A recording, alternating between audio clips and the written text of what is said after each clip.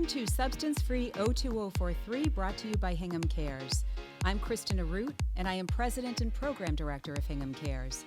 Our mission is to reduce substance use among youth in our community.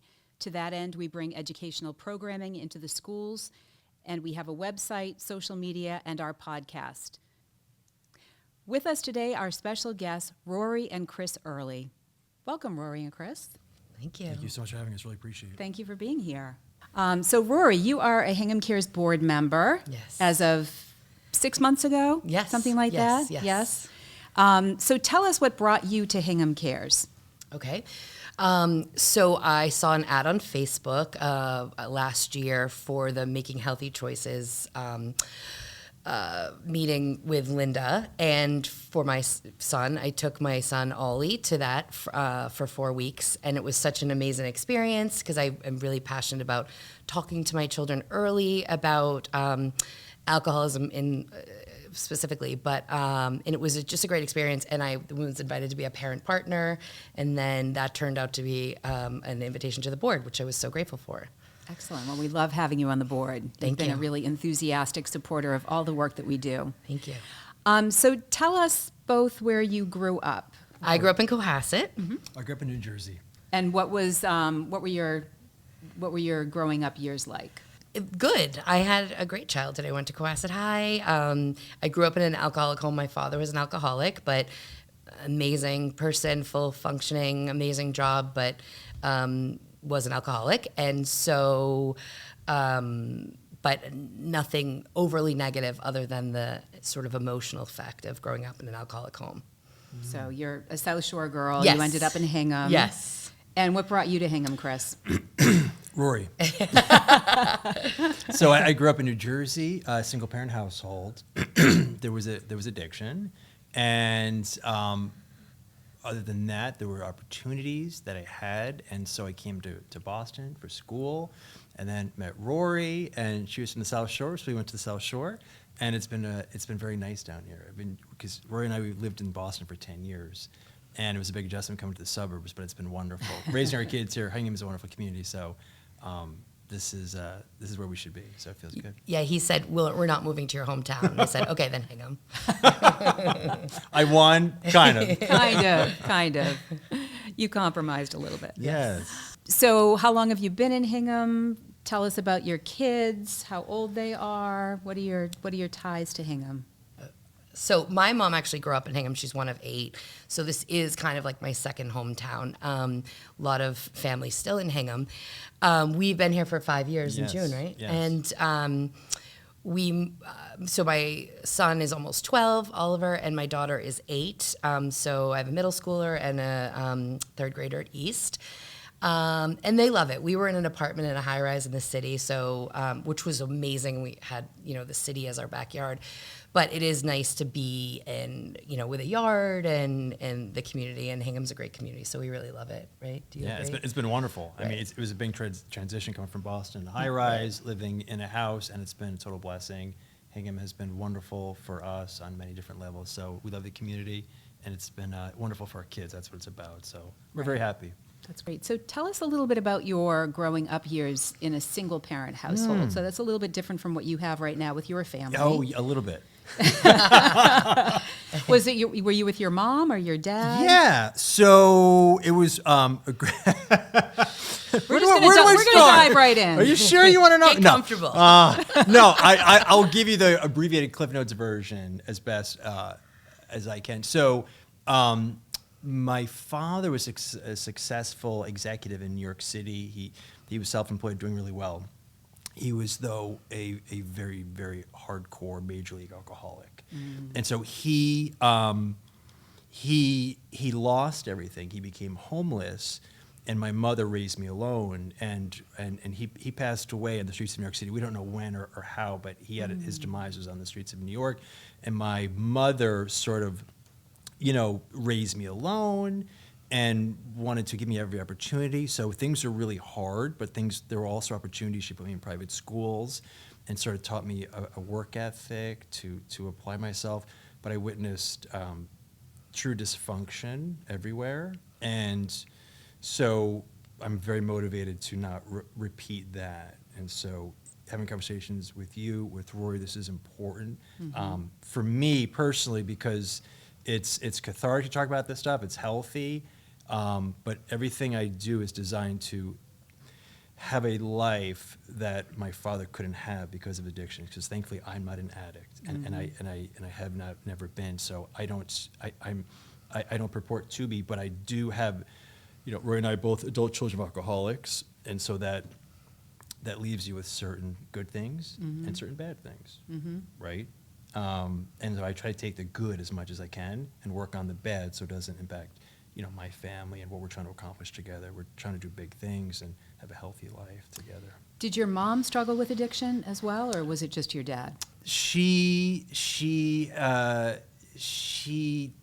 not necessarily. He was really, on a different level, right? I mean, he was very bad. Self-destructive behavior. Yeah.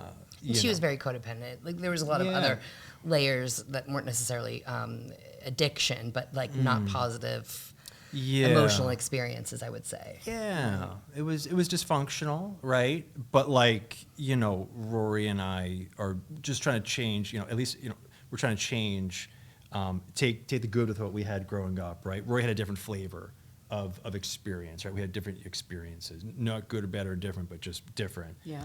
And so the whole idea, we are unified to create a different... And break the cycle. Break the cycle, I feel like it's easy and it's also hard to do. Yes. But we're very focused, intentional about this. That's why Rory is so involved in the community, loves this organization, right, in particular, and we are just trying to do the best we can with what we have and make sure our kids have everything that we didn't have. Right. And make a better future for them. That's what this is about for us. That's incredible. So I feel like parents want that for their kids anyway, and a lot of it goes hand in hand with education. So your parents' generation probably didn't understand exactly what happened with brain science and addiction. We know a lot more now. So that educational foundation, I'm sure, has been very helpful for you as well in terms of making different decisions 100%. about your own lifestyle. Definitely. So Rory, tell us about your growing up years with your dad. Your dad was an alcoholic. Did your mom struggle as well? No, absolutely not. My mom also came from an alcoholic home too. So she, first of all, I'd just like to say my parents were excellent, amazing people. My mother's amazing. Oh, yeah. And my father was an amazing, smart engineer and did amazing things.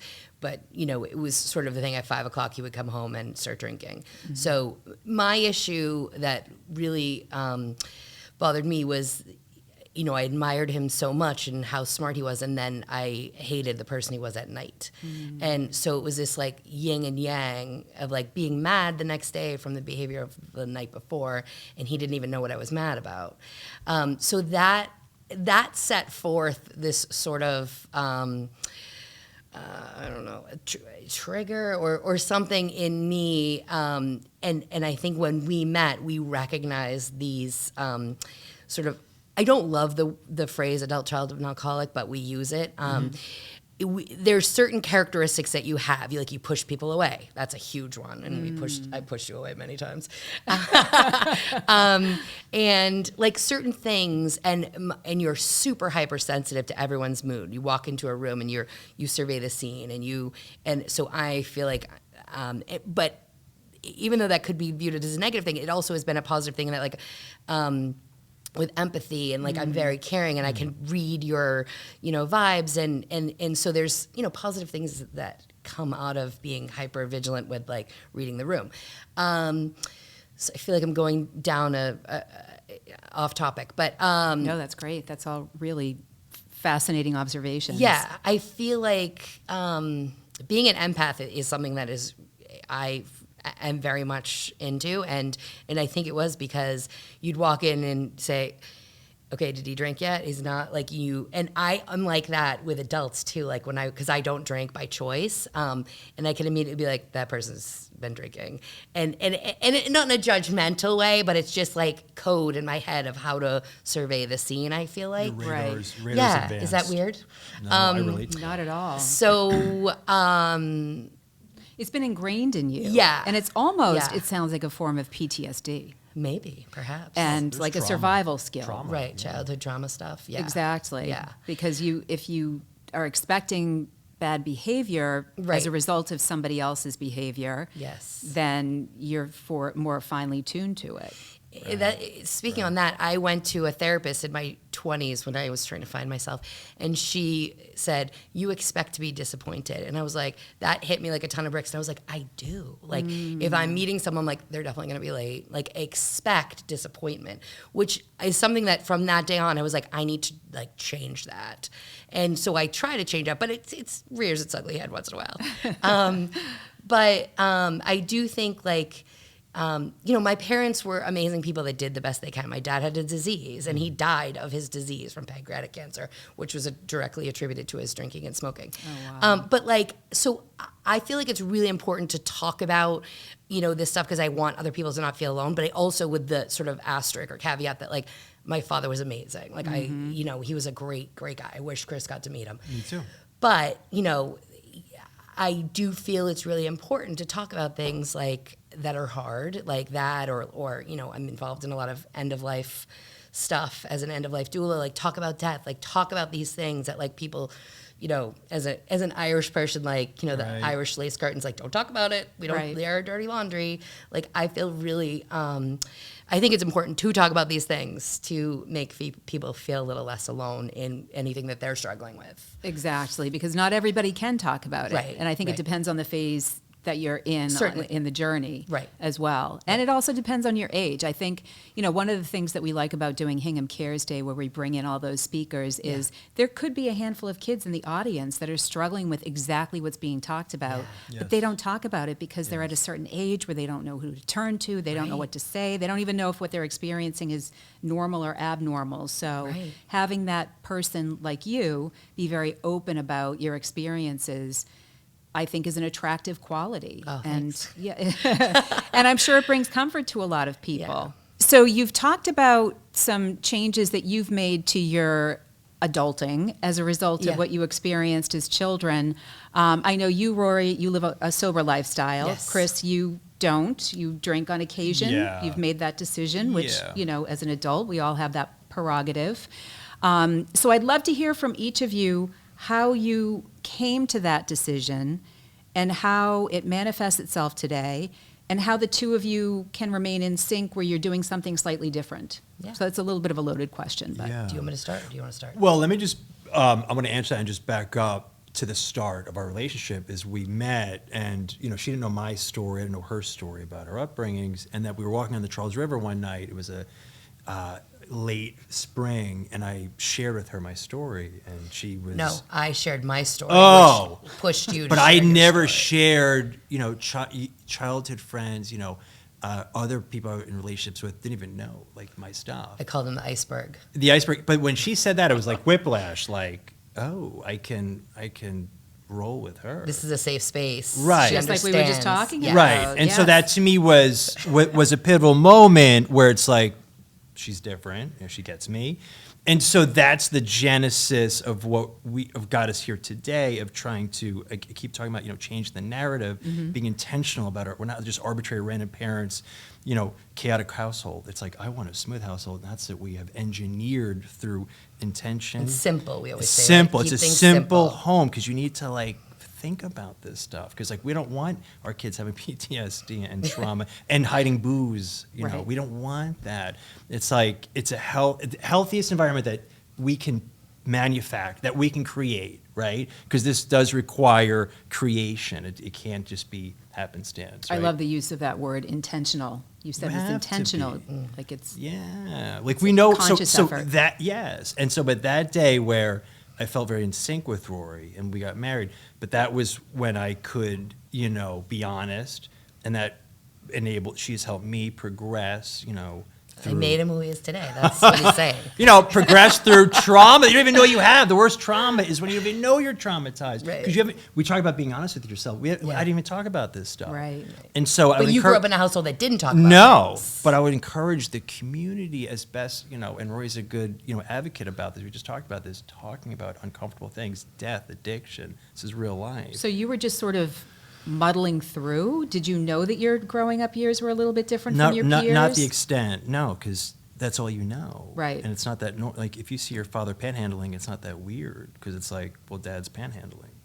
And he's, but that's just like, Right. it's not that weird. It's your lived experience. Yeah, Right. but now that I'm a parent, if my kids saw me in Boston, disheveled panhandling, it's like, that's not a good look for my kids to witness. Right. And that will stick with them. So it's been hard to not lead a life of dysfunction. Again, I hate to say it again, intentional. Right. Of No, like, that's a perfect we're going to word. design a better path. And also, when I have like a really big family, and when he came into my family and would come to cookouts, he'd be like, "Oh, this is how a family works." Like he didn't know, and I was almost like, "What do you mean? What do you mean you don't know? Like you don't get this?" And then I slowly realized, like, okay, and like, certain aspects of his personality that were distasteful. What? My mother, who was his biggest advocate, was like, remember where he comes from, remember what he experienced. Like, people are a product of where they come from. And so, but I do feel like my family really like welcomed you, and great. and with Great that family. sort of love, you Yes. were able to be like, okay, like, and I always make the joke that like I had this ice pick and I slowly chipped away at the iceberg. I'm still chipping away, but like I think you made him melt. So, but anyway, but he's and I'm sure he'll get into this more. But like he's completely transformed himself to someone that was like very angry and didn't know where that anger was stemming from because it was in a deep space that wasn't sort of tapped into, to someone now that is like meditating every day and has a journal and is all about like all these things that were like, I'm not at that stage yet. I don't do those things, but like he's Getting in touch with your self. Yeah. totally transforming the person that he is. And, I think it's really admirable because, his childhood was definitely, a lot worse than mine and traumatic. And even up until like law school, I feel like the dysfunction of his whole family, he has two brothers, put him on this path. Like, I can't believe he's as successful as he is now. We say that all the time. Right. Well, I think Rory is a large part of that, of holding, we talk about holding the mirror in your face. And like, Chris, this is the angry guy you are right now. Like, you don't know that. Like, I would try to provoke How would you fights know? with people. I would try to push your buttons because I wanted to like anger you and get a response. And now it's like, maybe it's mellowing out with age, right? We all age get is a huge older part and of we it. mellow out, but like anger is real. And, Right. and those emotions must go somewhere. When you're feeling negative about something, there's a lack there, right? When you grow up around trauma. And you hadn't really been taught any coping None skills. whatsoever. This is like, as you said, education has been improved. This is the 80s. It was almost like the world, that was like 100 years ago in terms of where we are now. Right. Right? In terms Oh, of like yeah, yeah. talking about this openly and Right, being right, real. right. It's been... And like gender roles, like you're a boy, don't cry, like be strong, like Yeah. those sort of things from our childhood. Like I grew up watching Bewitched, and Yeah. Darren was always going and having those 3 martini lunches. yeah. So Normal, It's yeah. it was treated as perfectly normal. I don't know how you do that and go through the rest of your day, but Can you imagine? it No was idea. part of No a idea. sitcom. So nobody would ever stop and think my dad having drinking as much as he did is a problem, because it was never conveyed as a problem through the media that we were It was face-to-face it was almost with. antisocial not to drink at lunch, I would Right, think, right? It's right. almost like, what's your problem? You can't That's have how you business can't have a deals were drink. done, or that's the 100%. impression that you got. right, 100%. of course, the Yeah. steakhouse. Yeah. Right? There was a steakhouse in New York City right near Times Square. Yeah. Or right near Broadway, where Yes. and that's where his dad would go every single day. And 2 years ago, we went back to it and sat down at the bar and had like dinner, and it was like sort of cathartic and like Yeah. sort of like, and because he died when Chris was like 7, so like he doesn't know him, and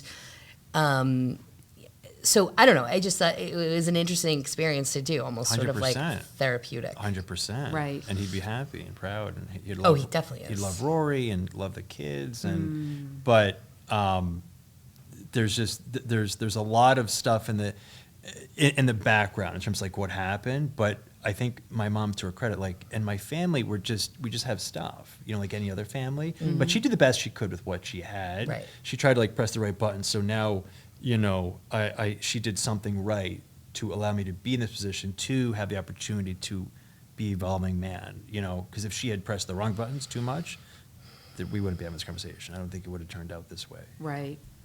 Did you ever feel like you were struggling with alcohol at any point in your life? Not necessarily. In college, a lot of partying, but Mm-hmm. never that line of dependency. That's Mm-hmm. I know people personally, and that's happened. I've seen that, right? Yeah. All of us have. We've all seen people go too far. Yes. It becomes like clinical. There's a problem. Right. But no, thankfully, no.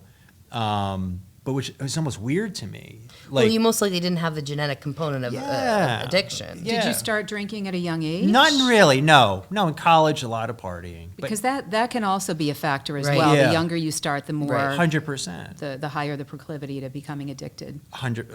Absolutely. Earlier, the worse. Yeah. Right. But you weren't turned off, right? By because of your dad, you weren't turned off in high school and college to drink, right? Not necessarily. It was almost like it didn't happen. It was almost like that's You normal. blocked it out. Yeah, and like you don't know what you don't know. Right. You know. But you were turned off. Yes. So I was. I mean, and that has sort of not guided. What's the word I'm looking for? That has advised your Yeah. relationship with alcohol. definitely. Right? So I definitely, drank a tiny bit. My mother had me work like waitressing and busing jobs at Stars and Tosca in high school. So like Friday and Saturday nights, I was working, which I'm definitely doing for my children. Because it kind of just kept me busy, and it was a social life within the restaurant. So I wasn't out in the field drinking with my friends. But then in college, like I definitely drank in grad school and like normal amount, but like never a lot. I've never in my life, I can say, blacked out. And then my 20s and 30s, like, it was like I would rather have a good meal and a Diet Coke. Like I would just like it didn't appeal to me. Like chocolate and candy appeals to me way more. So it was just like never something that I was super into. And then a few years ago, with all the research, and this may be way too off topic, but with all the research with like dementia and breast cancer and all the things that are like directly related to even moderate drinking. And this is something I don't really talk about because I feel like people immediately feel judged. Right. And I don't want to judge anyone, but like I was like, if I can just like give that like small percentage that I do drink, maybe like once in a while if we go to Tosca, I'll have a cocktail. I was just like, I'm going to completely cut it out and reduce my risk of those things, It has been a little bit difficult socially because when you do go out, people feel completely, if you're like, oh, I'm not going to drink, they feel that it's a judgment on their drinking, which it's Right. not. Right. I don't care. And I'm mostly the designated driver. My friends actually love it. I would love to know how the two of you, did you have a deliberate conversation about this is what we're going to keep in our home, this is how often we're going to drink, or is it something that just kind of evolved as your relationship evolved? Evolved. Yeah. But we've never had a bar. Like I feel like most people have a bar, right? Like in their house. There's wine in the house. Yeah, we just never So you've just always been innately on the same page? Yes. Oh, yeah, for even sure. when we didn't have kids, we were not married. Like he will drink like a craft beer that's like $20 from the fruit center on a Friday or Saturday night. He will go on Friday and get that beer and drink it and like enjoy it. Like I enjoy a good beer, and it doesn't become.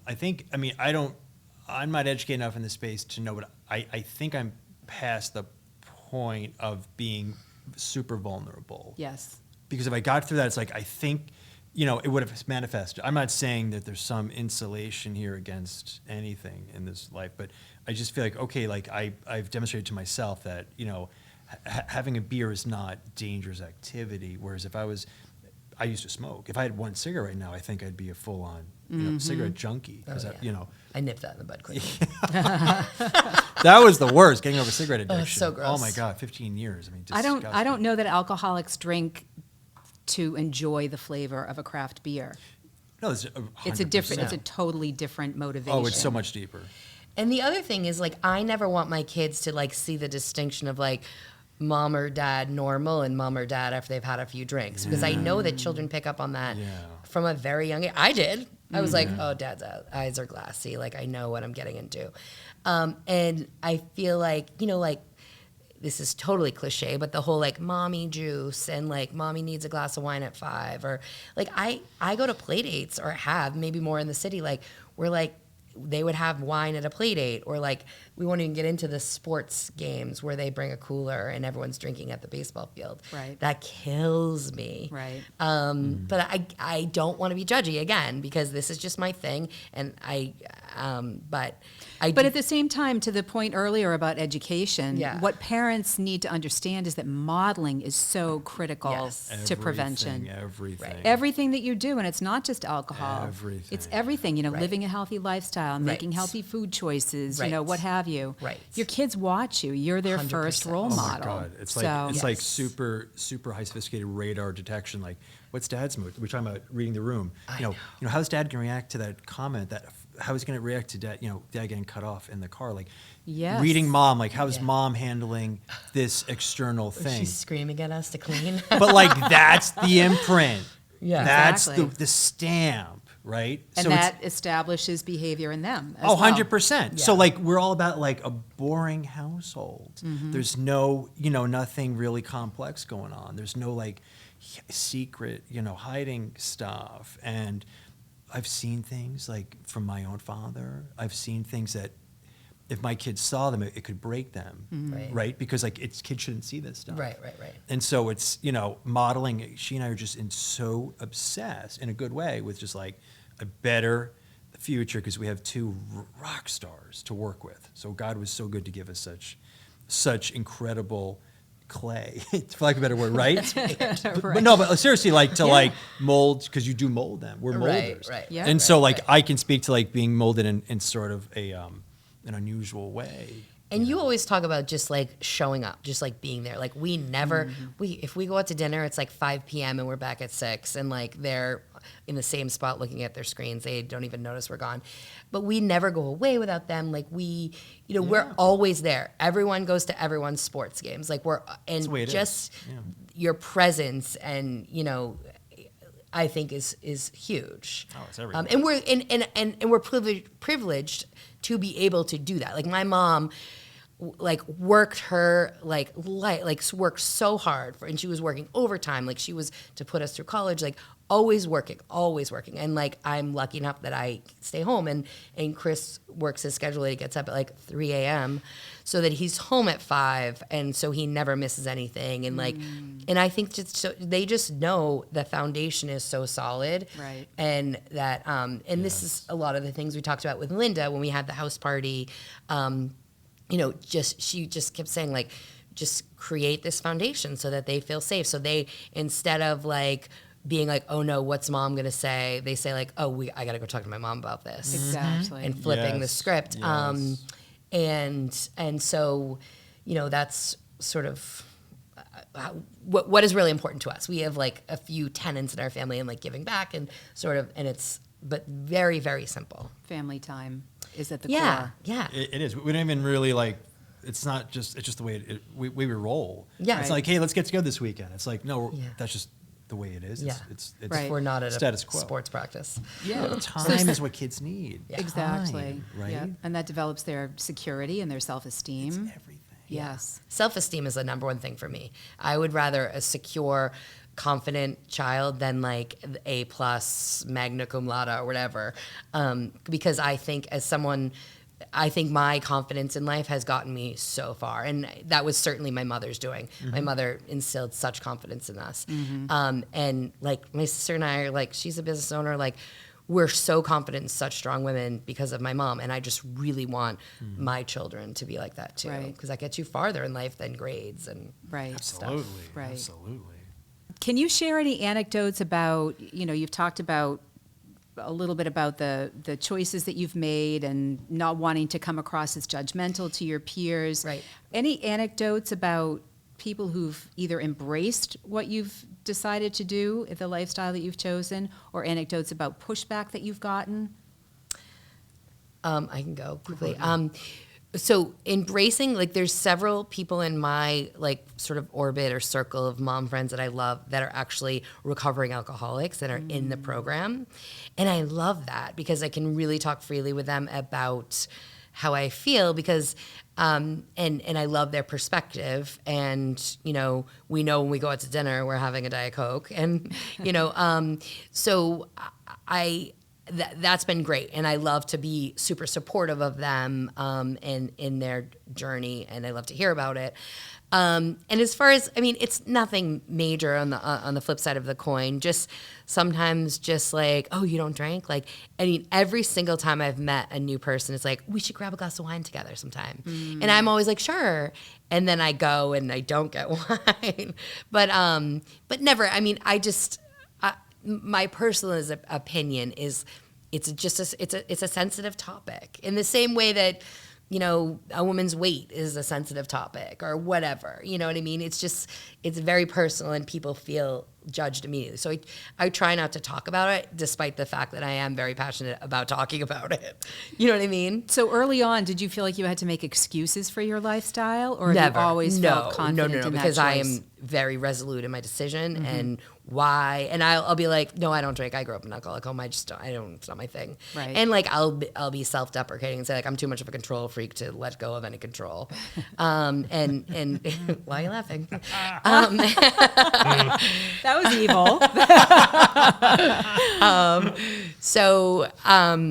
But yeah, it's mostly all positive, you know. But like I follow a few sort of like on Instagram or something, these like health gurus that are really talking about like the amount of alcohol that is healthy is 0 alcohol. And I'm like, oh yes, I really agree with that. And like I really think like, you know, it's just the norm. Like everyone, let's get a drink. Let's grab a drink. If it's Monday night, let's grab a drink. Right. And but mostly I'm not in like the working world. I'm, you know, in like Ubering my children around. So like it's not even that big of a deal anymore. You know what I mean? It's not like I'm out with colleagues and I feel left out. But anyway, yeah, mostly all good. You know, Rory doesn't drink, you know, by choice, and I do drink, you know, very moderately by choice, right? And so, and that's cool. Like that works for us, right? And that's just like that works really well. But you know, when I sit here, it's like we have it's so much work to parent, you know, and to you know, I didn't. There was no modeling of like a normal marriage, Oh yeah. nor modeling of like childbearing or, you know, rearing kids. So a lot of this is like kind of on the fly. And this is hard freaking work, like really tough. And I can't speak, you know, for you, right? I don't want to, but I know for me it's just challenging. So like little things like meditation quiets the chaotic catastrophe. Because when I met Rory, it was like I was, like I said, looking for a fight, looking to you to provoke me because I was angry. But I would encourage the audience, if they don't already, just try it and see if it clicks a little bit. Try what? Meditation. And little things, because that has quieted the noise for me personally. Whatever it is, if chess quiets you, if you're playing Frisbee, whatever it takes to, because I know a lot of people listening to this can relate to anger, can empathize with being weighed down by stuff, right? And so whatever your portal is to some lightness, that's been transformed. I'm right now writing a memoir about my experience, because there are a lot of kids that come from the environment that I came from that are not as lucky, that they didn't get out, that they are bogged down. So my perfect world coming from this, you know, what this book would bring is speaking to kids who are struggling, like, you know, Alateen perhaps, you know, just kids that are in these chaotic environments. There's booze everywhere. There's booze in Hingham, there's booze in Weymouth, there's booze everywhere. There's booze all around us. Right. And so there's just a lot of kids growing up in these homes, right? And there's dysfunction.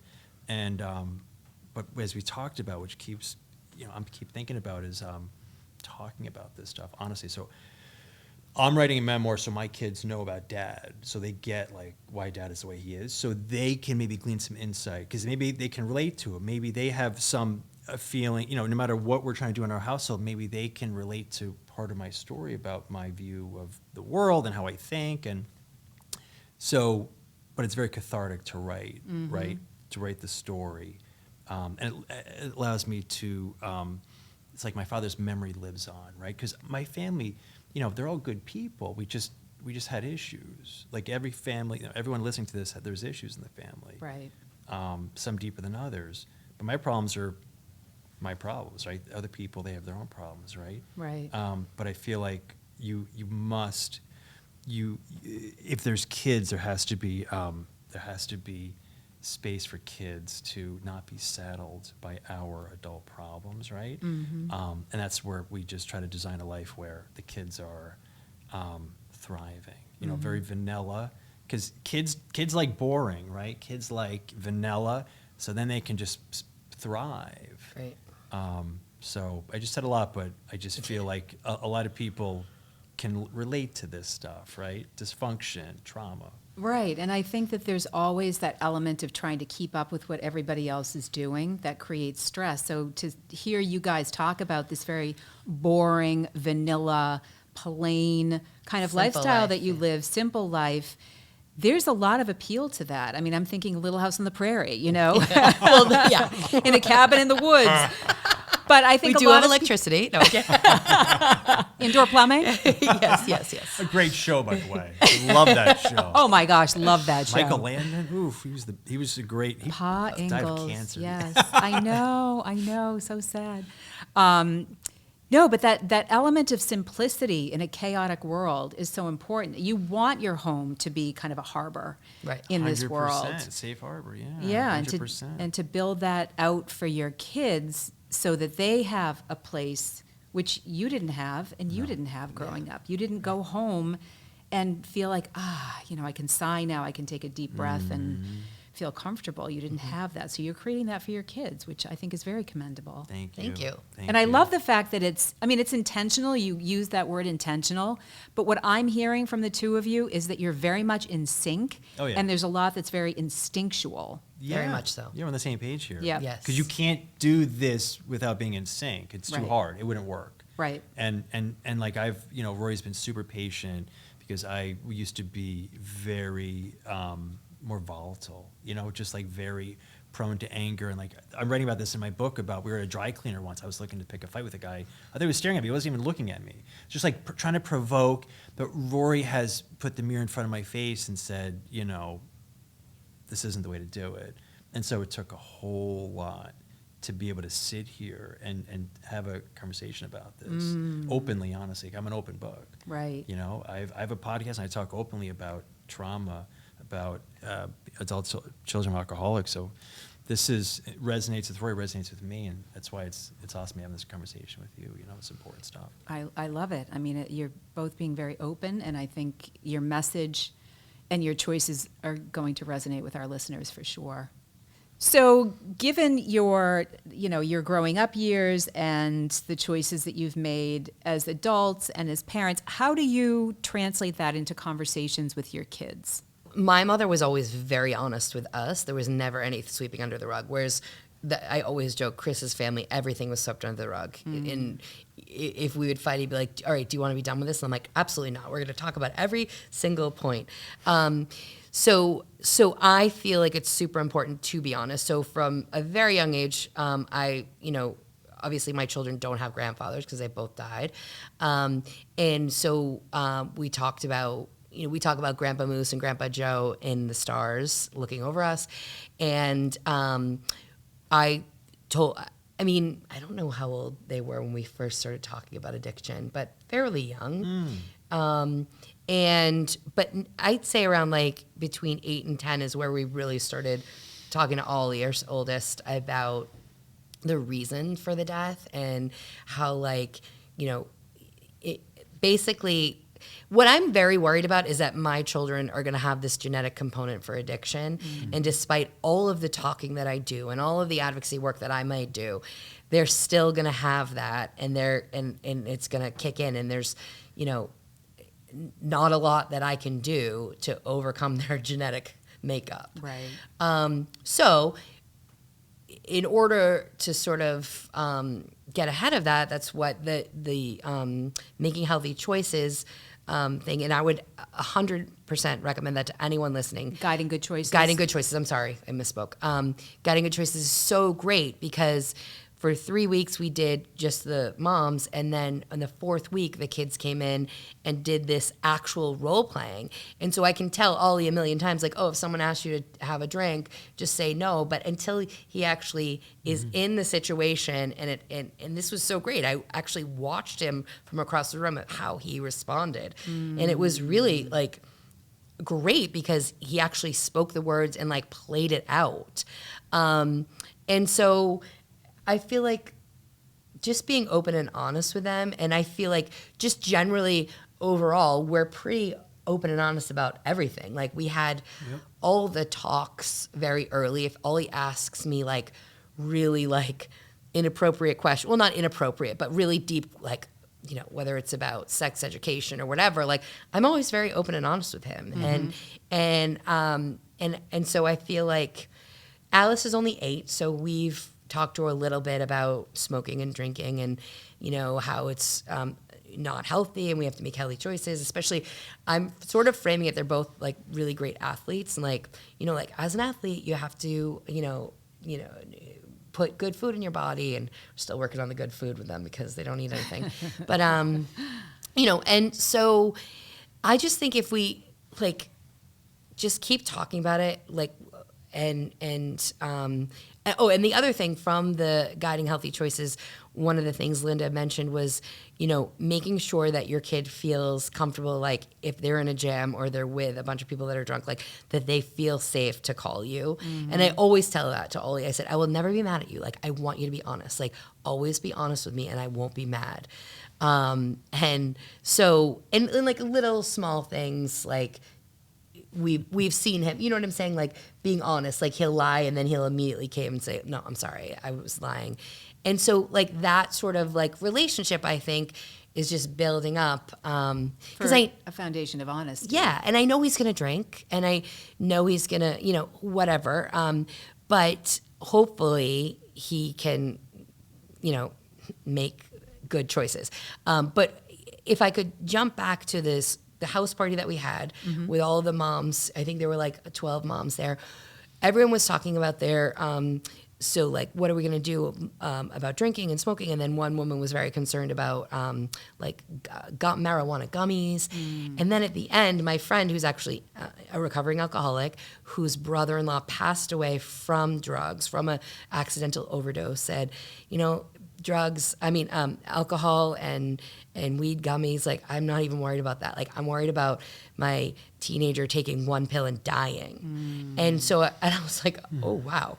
So I think like with all the fentanyl and all the stuff that's coming out, like, so that really sort of changed my perspective a lot too. Like we really have to drive home that like you'd never take anything, like never take a pill, never take, you know, like it's a whole different ball game than having a 6-pack with the boys after a game. You know what I mean? Right. So I'm trying to like start that conversation as well. It's a far more dangerous world. Yeah. And you walk that fine line between making sure that they're aware of the dangers that are out there and getting so carried away that they are dismissive of it. Do you know what I mean? Right. Yeah. That's always the fine line that you walk as a parent with any issue. But certainly in today's day and age, like you said, you know, fentanyl's found in everything. Yeah, and so it's scary. a tiniest dose Can can kill take you. someone's life. Yeah. Yep.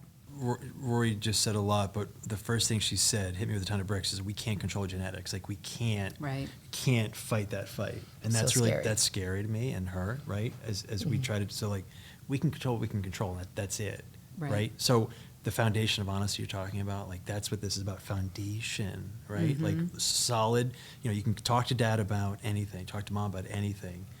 Because if they have that access to their parents, it's like they're less likely to go off the reservation, I feel like. Yes. Or be And anything is- secretive and hide stuff. But anything, they Right. could go off the reservation, like, but hopefully they come back without some serious damage, right? Right. Because there's different levels of going off the reservation. Right.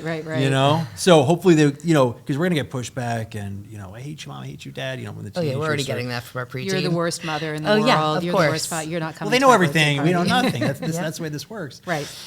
But like, hope you know, the modeling, the role playing, like, again, clicks That's those. so great. Yeah, clicks those buttons Right. that they need to deal with this more dangerous world that they're in. you know? Exactly. It's And gonna get more dangerous. Linda had this amazing way of framing it. If someone says, "Hey, do you want to smoke this joint?"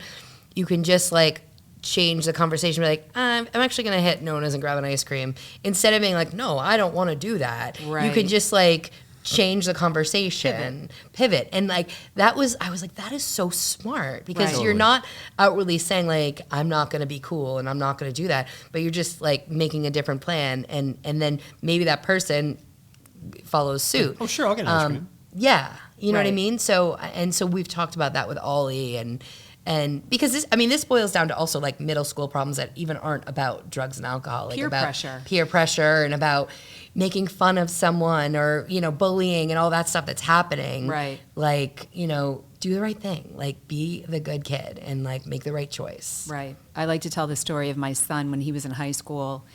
He would be home on the weekends, and I would ask him, you know, do you get invited to parties? Like, how come you're not going out with your friends? Like, how come you're not doing this? And he said, I don't want to go to those parties because there's always alcohol involved. He goes, and I have a future. I don't want to Wow. do anything that's going to mess Wow. up my future. Oh my God. Yes. You did a So good job. we have, those are his words, not mine. So we have those red rubber bracelets that we hand out that say, I have a future on them. We want kids to remember Oh, good for you. That's amazing. the healthy That's the great. choices that I make now could Affect. potentially That's impact success. my future. That's huge success to me. So do you have any specific advice for parents in particular on how to encourage their kids to make healthy choices around substances?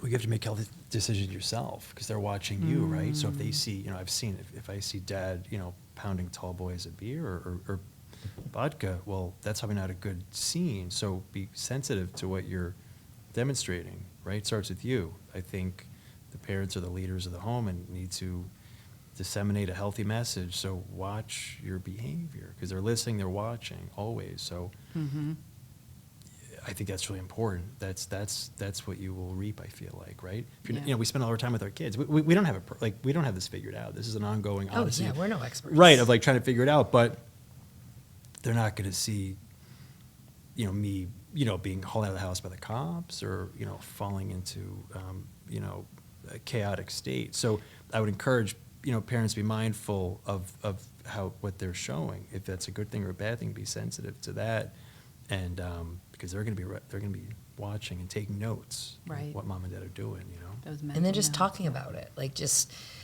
not sweeping it under the rug like Chris's family did, and just like, you know, saying, because many of my friends who have older children said, you know, there's so many house parties in Hingham, and the parents provide alcohol, and the view is, I'd rather them be safe in my house, and so I think if you just talk to your kids and say like, this is going to be like so abundant and readily available to you, and you know, describe to them, well, specifically in our case, describe to them like their where they come from and who they come from and how dangerous that could be, and then just keep an open and honest dialogue. And I think that's all you can do. I mean, you know, we did so much stuff as teenagers and snuck out and drank, and so I don't think my children are going to be perfect, but I hope that I can give them as much information and open communication so that they, you know, do the right thing. Right. So often. That's great. Modeling and communication. Yeah, I think. I love it. That's perfect. Do you have any advice in particular for young people? And we can talk down to, you know, middle school age or high school age or older, but for young people on how to make healthy choices around substances. Well, I have noticed that mocktails are a new big thing. Like I'm obsessed with social media, and I see all these young 20-year-olds, especially in New York City, that like there's like bars that are just mocktails. There's mocktail lines of, and it's sort of like, I think that the pendulum is swinging the other way, that where people are deciding, like especially since people are being so healthy now and like, you know, wanting to biohack and all that stuff, that like it can be cool to not drink. Like it's, you know, and you don't have to drink to be cool, Right. or smoke or whatever the substance is. I mean, I think we've talked about alcohol a lot because that's sort of like our frame of reference, because that's where we, you know, And it's the most common substance right, used. right. So, so I just think I would tell a young person that well, I mean, I'm old, so I feel like it sounds like an old lady telling you what to do, but you know, just that, like, you don't have to drink. Like, you don't fall into the peer pressure, like just, and then maybe I would share, if it was appropriate, like the actual research that's coming out about the health problems that could be directly attributed to even moderate drinking, you know, like, and that it's a slippery slope. Like, I think I'm 45. I feel like many of my age women are very slippery slope, like glass of wine at 5 o'clock every night to deal with the chaos of kids. And like, you know, they don't think they have an issue, but if you're drinking every night, I think that might be a little bit of an issue. I mean, and I say that without judgment, but I just mean, so I don't know, maybe share our experience and tell them they can still have fun without being intoxicated. Right. I do. Yep. There is life without alcohol. Yeah, exactly. Yeah. And just to layer on your question, there's also the audience that maybe the young kids, they're growing up around the addiction, Right. but they're not themselves really they're making good choices on their own, but they're involved in a tough circumstance at home, right? That's a situation which can almost be more complex, because like you're trying to, you know, follow your compass, and you're 14 years old, and you know your brain is still being developed, and so you can't control what happens in the house. Like, you can't control mom and dad, right? So those are the kids that I relate to the best, because, you know, that's dysfunction, right? And so I encourage if there's anyone wants to talk, like, reach out to me. And Rory too. Like, we are not the experts in the field. We are experts in our story and coming out of a tough story and making a better story out of that, right? So that's, you know, there's two types of kids. There's three types of kids. Kids that aren't really having any issues with substance abuse, those that are having substance abuse issues or in the precipice of it, and those that are growing up, because it's worse if they see mom and dad with substance abuse issues. It's hard to go the other path, because that just creates, you know, emotional lacks and just a lot of dysfunction. So those are the kids that I'm super sensitive. Those are the kids I want to. That's why I'm writing my book, is to speak to them, because it's a tough weight to be surrounded by addiction, be it one parent or both parents. You're like on an island unto yourself almost. Yeah, And they think it's normal. Like you said about yours, like both parents are drinking every night. Like, oh, that's the norm. That's what happens. Right. They don't know. Right. Yeah. You know? Yeah. And more times than not, that in my research and just reading leads to a life of failure. You know, on some level, because there's something weighing the person down, right? And those are the kids that I'm very sensitive to, that growing up, you know, they're going to be more prone to a more difficult life. Right. So you really have to really work hard, I think, to make good choices the best you can. And not even just addiction, but the emotional impact Oh, yeah. of growing up. Like, that was my situation. Like, I never got into drinking a lot, but I definitely had some, you know, emotional stuff going on from my Me too. childhood. Me Right. too. It's hard not to. Anger, stuff like that, you said. Yeah. Right. It's, Right. It's really hard, but that's why we're trying to, you know, just, again, rewrite the narrative and do a little bit better. Because the way we parent is the way our kids will parent, in all likelihood. So you're talking about generational stuff. Right. Right? This isn't just like our kids. It's our kids, kids. Well, you're developing behaviors that you want them to adopt. You're modeling behavior Yeah. that you want them to adopt, as 100%. opposed to what the two of you are doing, Yeah. which is, let's do something different from the behavior Very well that said. 100%. that we grew up with. 100%. Yeah. I saw a quote recently, like, generational wealth is like calm, happy, like healed home. Like, that's generational wealth, not money. I like it. You know, like I sort like of it. like, Little House on the Prairie. yeah. We're circling back, Kristen. You need to take fiddle lessons. Such a good show. Okay. And then when she lost her vision, the whole. okay. you know, Oh, this I is know. Terrible. What happened? Horrible. But I do still laugh every time I see Carrie falling down the hill. That does make me laugh. It's a great show. So, Chris, you have a podcast that addresses these issues and more. Would you share with our listeners where they can find it? Yeah, so it's called the Early Show Podcast. So I'm a personal injury attorney, and I like to speak to other personal injury attorneys who have been through hard circumstances of some sort, right? It's not a cookie cutter, where'd you go to law school type of show. It's a conversation with people who are have succeeded, notwithstanding very tough odds. People who have grit, people who just fight. That resonates with me. And so I have a lot of inspiring guests on the show. So I would encourage you to check out. It's called the Early Show Podcast. And that's EARLEY. Yes, Oh, yeah. two E's. Thank you. So even if you're not into the law, you may can glean something, because they say success leaves clues. So I'm always studying successful people and seeing what they're doing. So hopefully there's some value there for the audience. So I encourage you to check it out for sure. Excellent. Great. Well, thank you both so much for being here. This has been a really great conversation. Yes. Thanks for having us. I just want to say thank you for having us. I'm humbled that you chose us to be on the show. I really appreciate the work you're doing in the community, so keep doing it. If I can help out in any way. Obviously, Rory is, sleeves rolled up helping, but if I can do anything, I would love to. So thank you for everything. Thank you so much. Thank you. Chris. I love being a part of it. Awesome. Thank you, Rory. Sure. This has been Substance Free 02043, brought to you by Hingham Cares. Our guests today were Rory and Chris Earley, and we hope that you will tune in again.